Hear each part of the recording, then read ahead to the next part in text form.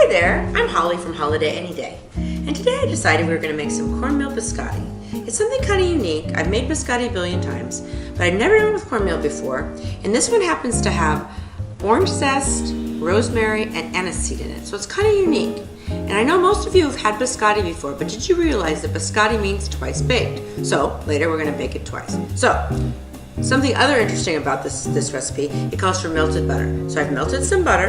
I'm going to add in some minced rosemary. I'm going to add in some orange zest. And we're just going to let that hang out in the melted butter and kind of steep a little and let the butter cool so we can add it later to our flour mixture. So that being said, we've got that. Then we're going to go for 1 cup of flour, which we will measure.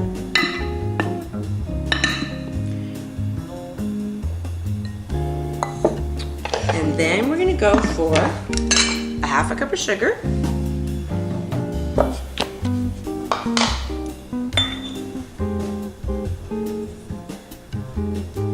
To those, I'm going to add my cornmeal, as I mentioned before. It just gives it kind of a nice rustic texture, which is really unique, and it's not crazy sweet. So it'd be equally good on a cheese plate or dessert, whatever you want to do. So we've got that. To that, we are going to add a teaspoon of baking soda and some aniseed, which tastes like licorice. So it's just an interesting little crunchy flavor you get thrown in there. Okay, once we've done all that, let's tidy ourselves up a little bit. We'll mix these guys up, and one at a time, add a couple of eggs.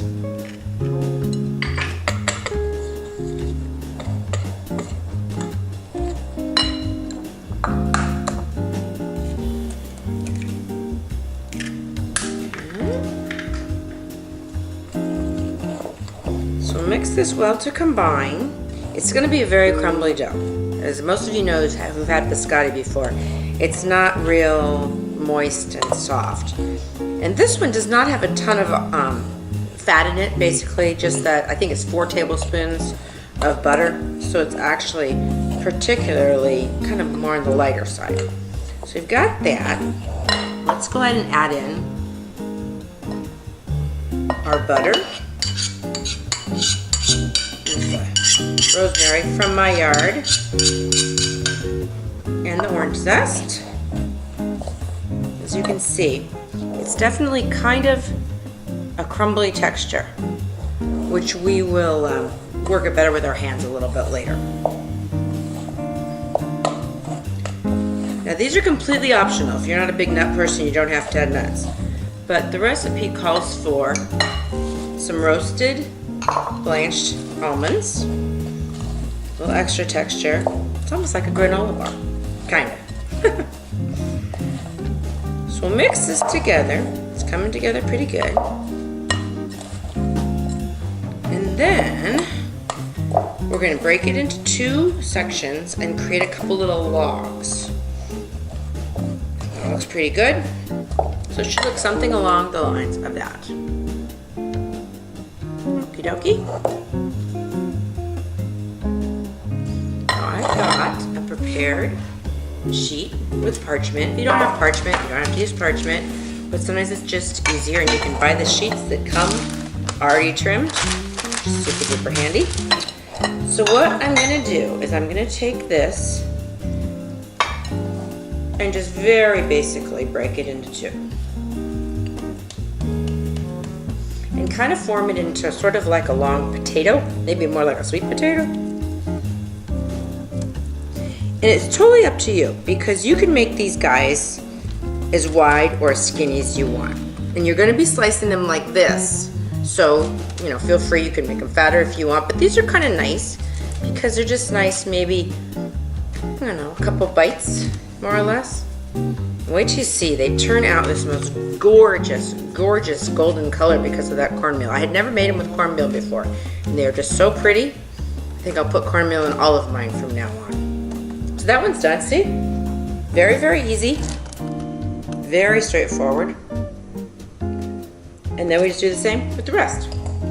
And what we're gonna do, we're gonna put this into a 350-degree oven and cook it for half an hour. Then we're gonna pull it out and let it rest a little bit. And in the meantime, we're gonna turn our oven down to 200.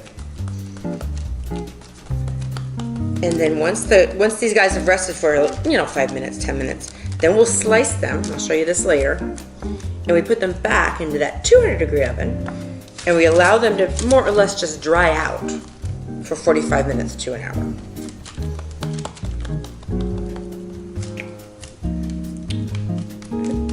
There you go. That's about it. I'm gonna put them in the oven. I'll see you in a little bit. It's easy breezy.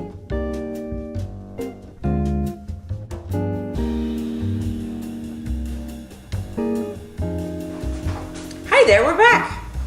Okie dokie, these little guys have been in the oven for the last 30 minutes at 350 degrees. We've let them cool just slightly so we can handle them basically. So what we're gonna do now, I've turned the oven down to 200 degrees, and we're gonna cut these up, put them back in the 200-degree oven, and more or less kind of dry them out. They can sit in there for 45 minutes to an hour, and they'll get nice and crunchy. They're pretty crunchy right now, but they'll definitely be much more crunchy. And then they'll stay nice and crunchy for a couple of days too. So you can see what the plan is. We'll cut them all up. These end up being spreading out a little bit. You can make them any size you want. It just depends on how the size you make your original logs. When I do these, I like to do them like this. It does help, I think, to dry them out a little bit more. Now, as I mentioned before, they are not crazy sweet, so they can be paired with anything. They're great with, I think they're great with cheese. They can be great with coffee, anything like that. Of course, me, I prefer them with wine. They're just a simple dessert, very tasty. It's just easy breezy.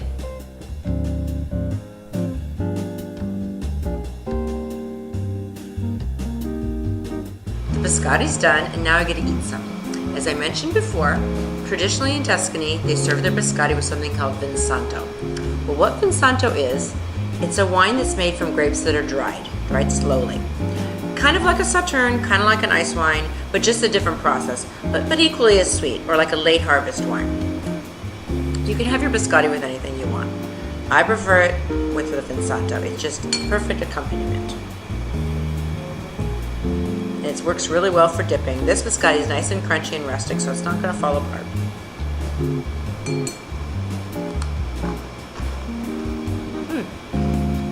Fabulous. Cheers.